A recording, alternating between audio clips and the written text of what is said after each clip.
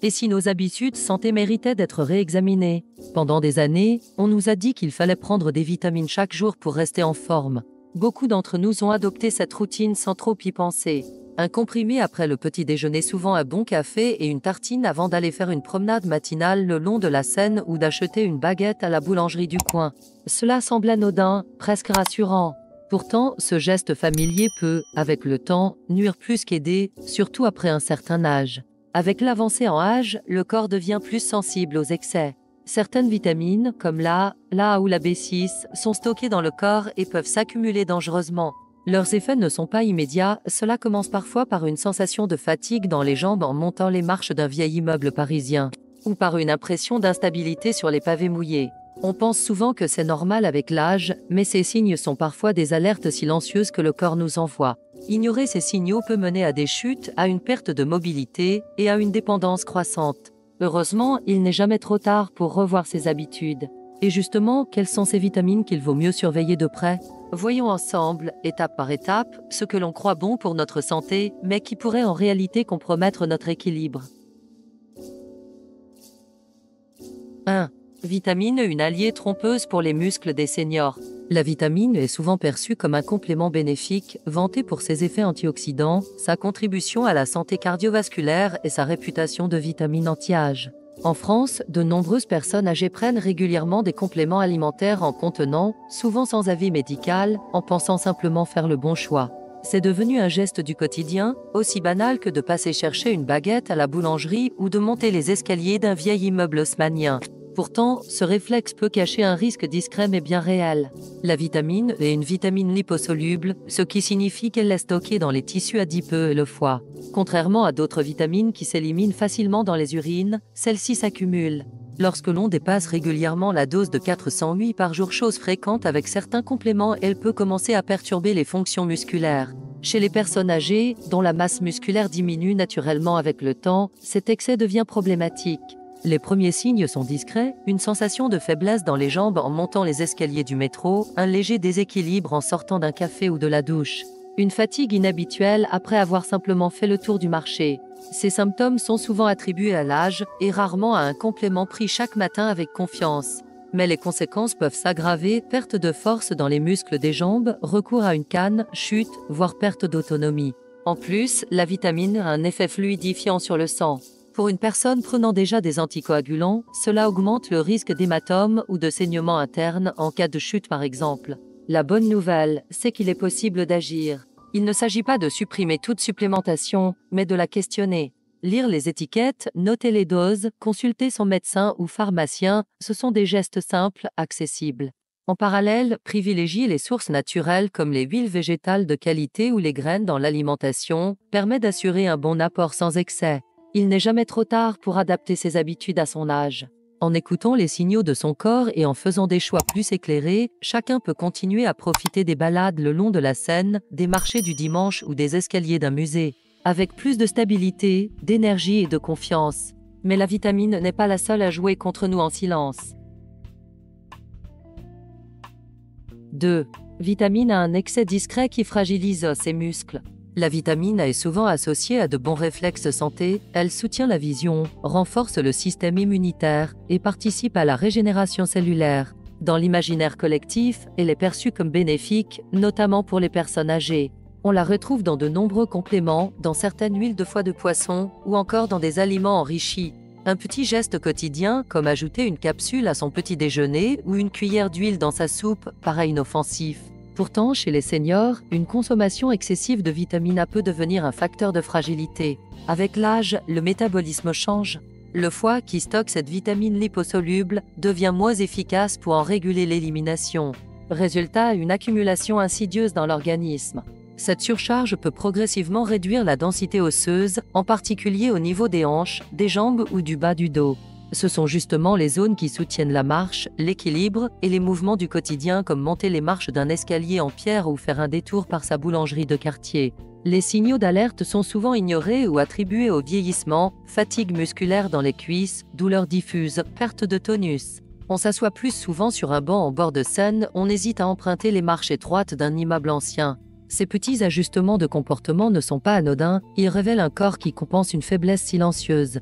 Sans correction, cette faiblesse peut mener à des chutes, des fractures, voire à une perte d'autonomie. D'autant plus que la masse musculaire diminue naturellement avec l'âge. L'effet combiné d'une ossature fragilisée et de muscles affaiblis augmente le risque de complications sérieuses. Pour agir, il suffit d'adopter quelques réflexes simples. D'abord, vérifier les étiquettes des compléments que l'on prend. Ensuite, discuter avec un professionnel de santé, médecin ou pharmacien, de l'intérêt réel de poursuivre ou d'ajuster la prise de vitamine A. Enfin, favoriser les sources naturelles comme les légumes oranges, carottes, potirons, les œufs ou les produits laitiers entiers, mais sans excès. Un suivi régulier et une alimentation variée restent les meilleurs alliés. Il ne s'agit pas d'abandonner toutes ces habitudes, mais de les ajuster à un corps qui évolue. En écoutant les signaux discrets de son organisme, on peut préserver sa mobilité et continuer à profiter des plaisirs simples d'une balade dans le quartier latin, un déjeuner sur une terrasse ombragée ou encore un aller-retour au marché du dimanche. Chaque pas compte, surtout quand on sait pourquoi on le fait. Et ce que la vitamine A peut faire aux os, la vitamine B6 peut, elle, le faire aux nerfs. 3. Vitamine B6. Quand un coup de boost peut endormir vos jambes. Dans une société où l'on valorise l'énergie, la vivacité d'esprit et la prévention du vieillissement, il est courant de se tourner vers les vitamines du groupe B, notamment la vitamine B6. Sur les étagères des pharmacies françaises ou dans les rayons bien-être des supermarchés bio, on trouve une multitude de compléments vantant leurs bienfaits pour le métabolisme et la mémoire. Pour de nombreuses personnes âgées, intégrer un comprimé de B6 à leur routine, après un petit déjeuner pain beurre confiture ou avant une promenade matinale au marché, semble une décision raisonnable. Pourtant, cette habitude peut, à long terme, entraîner des effets inattendus. La vitamine B6 est certes essentielle, mais elle n'est pas anodine lorsqu'elle est consommée en excès. Contrairement à d'autres vitamines hydrosolubles, elle peut perturber la fonction nerveuse si elle est prise à forte dose pendant une période prolongée. À partir de 100 mg par jour, une quantité facilement atteinte si l'on cumule plusieurs sources, elle peut provoquer une neuropathie périphérique, un trouble affectant les nerfs des membres. Les premiers signes sont subtils. Cela commence souvent par un léger picotement dans les orteils pendant que l'on monte les escaliers d'un immeuble ancien ou une sensation de faiblesse en marchant sur les pavés d'un vieux quartier. On peut aussi ressentir comme une perte de contact avec ses pieds, une gêne en mettant ses chaussures ou une maladresse inhabituelle en descendant un trottoir. Ces symptômes sont souvent attribués à la fatigue ou à l'âge et passent inaperçus. Mais si rien n'est fait, ces sensations peuvent évoluer vers une perte de sensibilité, une difficulté à maintenir l'équilibre, voire une incapacité à marcher sans aide. Cela conduit parfois à limiter les sorties, à éviter les escaliers ou même à renoncer à certaines activités comme flâner le long du canal Saint-Martin ou faire les courses au marché du dimanche. La solution ne consiste pas à bannir toutes les vitamines, mais à adopter une consommation plus responsable. Il est conseillé de vérifier les dosages indiqués sur les emballages, de ne pas cumuler plusieurs compléments sans avis médical, et de privilégier une alimentation équilibrée avec des sources naturelles de B6, bananes, poissons, légumes verts. En cas de doute, un simple bilan sanguin peut révéler un excès ou un déséquilibre. Il est toujours temps d'agir. En écoutant son corps, en interrogeant ses habitudes et en faisant preuve de prudence, il est possible de prévenir ces effets indésirables. L'objectif n'est pas de faire plus, mais de faire mieux pour continuer à vivre de façon autonome, à monter les marches d'un musée ou à profiter d'un café en terrasse. Les jambes solides et l'esprit tranquille. Tous ces effets ont un point commun, ils progressent lentement, presque invisiblement. 4. Fragilité croissante ou simple vieillissement. Ce que votre corps essaie vraiment de vous dire. Il est fréquent de penser que certaines faiblesses physiques, comme avoir du mal à monter les escaliers ou se sentir plus lent après une marche le long de la Seine, sont des signes normaux de l'âge. Cette idée reçue pousse beaucoup de seniors à ignorer des signaux pourtant clairs que leur corps leur envoie. On s'appuie un peu plus souvent sur la rampe en montant l'escalier d'un immeuble ancien, on fait une pause plus longue après avoir traversé le marché du quartier. Ou on préfère l'ascenseur à la place des marches étroites d'un musée parisien. Ces petits ajustements, bien que discrets, révèlent parfois plus qu'un simple passage du temps. Le problème, c'est que ces signes subtils sont souvent ignorés, classés dans la catégorie « c'est la vieillesse ». En réalité, ils peuvent indiquer un déséquilibre sous-jacent, une perte de force musculaire ou une fatigue nerveuse causée par des excès de compléments ou de mauvaises habitudes de vie. Et ce n'est pas forcément la faute d'une maladie, il s'agit parfois de routines bien intentionnées, mais mal adaptées à l'évolution du corps. Avec le temps, le corps change. Il ne réagit plus de la même façon aux mêmes apports nutritionnels, ni aux mêmes sollicitations physiques. Rester assis trop longtemps à une terrasse de café ou devant la télévision, ou prendre certains compléments sans contrôle médical, peut aggraver cette lente érosion des capacités motrices. Si rien n'est fait, cette perte de mobilité devient insidieuse, on commence à éviter les sorties, à moins voir ses amis, à ne plus se rendre dans son boulanger préféré car la marche devient un obstacle. Cela entraîne un isolement progressif et une baisse de morale. Et pourtant, tout cela aurait pu être évité. La clé est d'apprendre à écouter son corps autrement. Plutôt que de considérer ces changements comme inévitables, il faut les voir comme des alertes bienveillantes. En parler avec son médecin, faire un bilan de ses compléments alimentaires. Réintroduire de petits exercices comme choisir les escaliers une fois par jour ou marcher jusqu'à la pharmacie au lieu de prendre la voiture, sont des gestes simples qui renforcent progressivement la vitalité. Le plus important, c'est de comprendre que l'âge n'est pas une fatalité. Ce n'est pas parce que l'on a plus de 60 ou 70 ans que l'on ne peut plus s'adapter. En modifiant un peu ses habitudes, en restant actif dans la mesure du possible et en questionnant les automatismes ancrés, chacun peut préserver sa liberté de mouvement. Marcher dans son quartier, monter les marches d'un théâtre ou tout simplement profiter de sa ville reste possible si l'on prend soin de soi intelligemment. Et si l'on ne les remarque pas à temps, ces petits signaux peuvent devenir de véritables obstacles.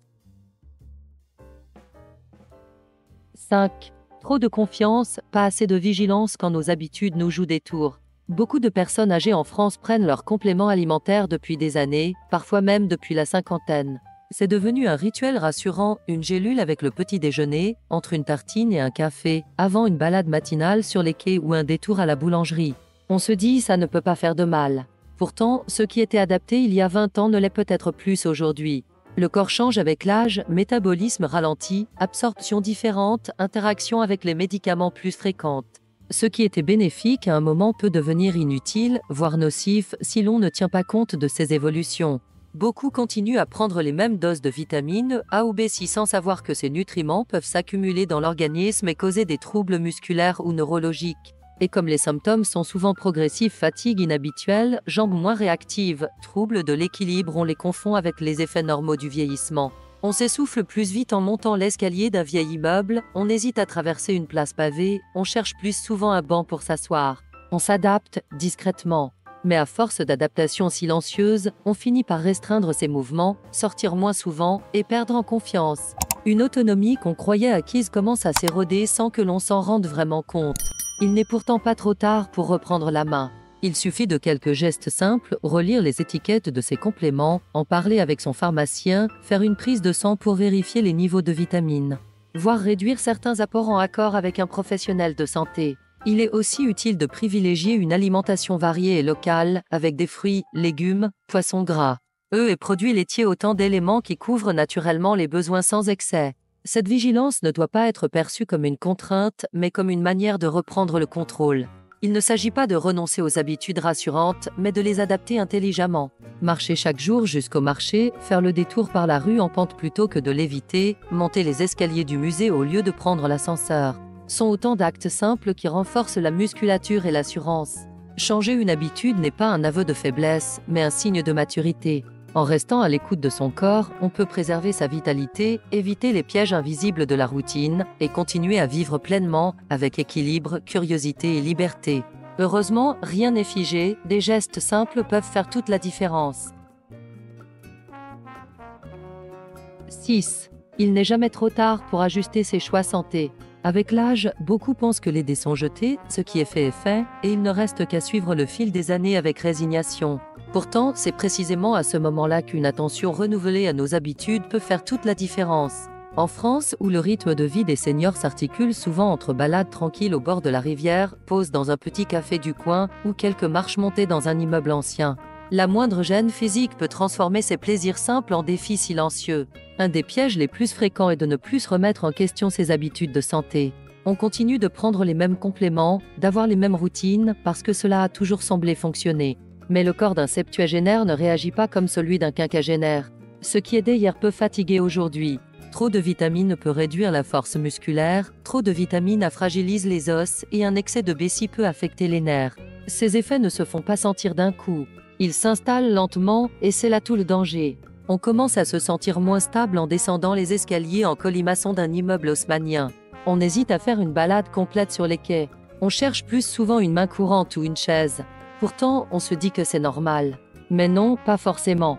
Revoir ses compléments, faire un bilan sanguin, parler à son médecin de ce que l'on prend chaque jour, ces gestes simples peuvent éviter bien des complications. Il est aussi temps de valoriser ce que la cuisine française offre de meilleurs légumes de saison, poissons, œufs, fromages, fruits secs au lieu de tout miser sur les gélules. Une alimentation variée reste le socle d'une bonne santé, même à 80 ans. De même, maintenir une activité physique douce mais régulière, monter les escaliers du musée plutôt que de prendre l'ascenseur, faire le tour du parc au lieu de s'asseoir tout de suite. Jardiner ou aller acheter son pain à pied permet de garder le corps actif sans le brusquer. Changer ses habitudes n'est pas une remise en cause de soi, mais un acte de sagesse. Il ne s'agit pas de rattraper le temps perdu, mais de faire les bons choix aujourd'hui pour continuer à profiter de demain. Marcher avec assurance, se lever sans aide, grimper les quelques marches d'une maison de campagne, ces gestes simples sont à votre portée si vous les protégez maintenant. Votre corps vous parle. Il n'est jamais trop tard pour l'écouter. Mais au-delà des vitamines, un autre facteur insidieux fragilise notre mobilité, l'inactivité. 7. Les petits choix du quotidien façonnent votre autonomie future.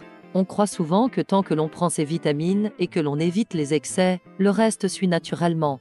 Pourtant, une des erreurs les plus répandues et les plus sous-estimées chez les personnes âgées, c'est la sédentarité.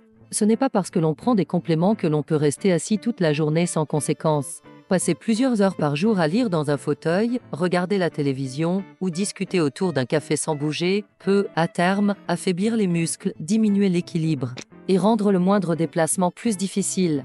Les signes sont progressifs, on se rend compte que monter l'escalier d'un immeuble ancien devient plus fatigant, qu'on hésite à marcher jusqu'à la boulangerie ou qu'on choisit systématiquement l'ascenseur.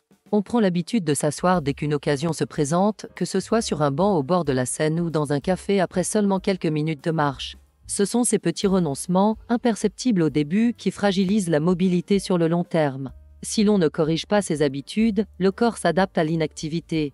Les muscles fondent, la souplesse diminue et le risque de chute augmente. Ce qui était un simple moment de repos devient peu à peu un facteur de dépendance. Un corps qui bouge moins devient un corps qui ne peut plus bouger. Pourtant, il n'est pas nécessaire de suivre un programme de sport intensif. De simples ajustements dans la journée suffisent à maintenir l'autonomie. Par exemple, se lever toutes les 30 minutes pour marcher un peu dans la maison, faire quelques montées d'escalier volontairement, descendre un arrêt plus tôt en bus pour marcher quelques centaines de mètres. Même arroser ses plantes en se déplaçant dans le jardin ou ranger quelques objets à la maison permet de garder les muscles sollicités. En parallèle, il est essentiel d'écouter son corps, mais aussi de le stimuler. Un petit exercice d'équilibre au bord de la table de cuisine, quelques mouvements d'étirement le matin, ou une courte promenade après avoir acheté sa baguette, tout cela contribue à entretenir une forme fonctionnelle, adaptée à la vie quotidienne. Le plus important, c'est de comprendre que la sédentarité n'est pas une fatalité liée à l'âge. C'est un choix de confort qui, s'il n'est pas équilibré, peut nuire à long terme. Bouger un peu chaque jour, même modestement, est un investissement pour sa liberté de demain. Garder l'habitude de monter les marches d'un musée, de flâner dans les rues du quartier ou de porter son panier du marché est encore possible à condition de le décider aujourd'hui. En comprenant ces liens, on peut mieux agir et surtout mieux protéger sa liberté de mouvement. Garder sa liberté, un choix au quotidien. On croit souvent que les années nous enlèvent notre marge de manœuvre, qu'il est trop tard pour changer. Pourtant, l'un des enseignements les plus précieux, c'est que chaque petit ajustement peut encore transformer le quotidien. Prendre l'habitude de relire les étiquettes, de poser une question de plus au médecin ou au pharmacien, d'écouter son corps plutôt que d'accepter passivement la fatigue ou la raideur comme une fatalité, voilà déjà des gestes simples mais puissants. Il ne s'agit pas d'arrêter toutes ces routines, ni de tout bouleverser, mais d'oser se demander « est-ce encore bon pour moi, aujourd'hui ?» Est-ce que ce complément, pris depuis 10 ans, est toujours utile? Est-ce que je pourrais, au lieu de rester assis une heure après le repas, sortir faire un tour dans le quartier ou monter les escaliers au lieu de prendre l'ascenseur? Ces choix sont à votre portée. En France, où la culture valorise la qualité de vie, les petits plaisirs, les moments de calme et d'échange, préserver sa santé. C'est aussi préserver le droit de continuer à vivre pleinement, aller chercher son pain à pied, discuter au marché, profiter d'un banc au soleil sans avoir peur de ne plus se relever. Le corps a une mémoire et une capacité de rebond. Même après 70 ans, il peut encore se renforcer, se stabiliser, retrouver un peu plus d'élan à condition d'en prendre soin avec justesse. Vous n'avez pas à tout faire parfaitement, mais à choisir avec conscience. Et cela, c'est déjà beaucoup.